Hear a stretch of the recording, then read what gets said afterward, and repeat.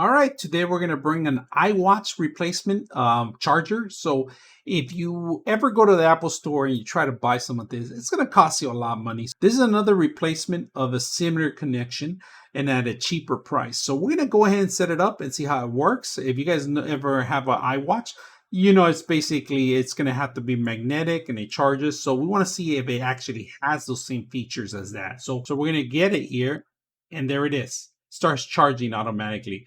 Magnetic, same thing, right? It's not falling off. It's magnetic, the same like an Apple one. Simple at a cheaper price. You can see it has metal brace and it is still attached to it. It is still charging, as you can see. So I hope you guys enjoy the video. 99.6 of you are not subscribers in my channel. I hope that the content helps you out and that you find it very useful. And I hope you hit the like and subscribe.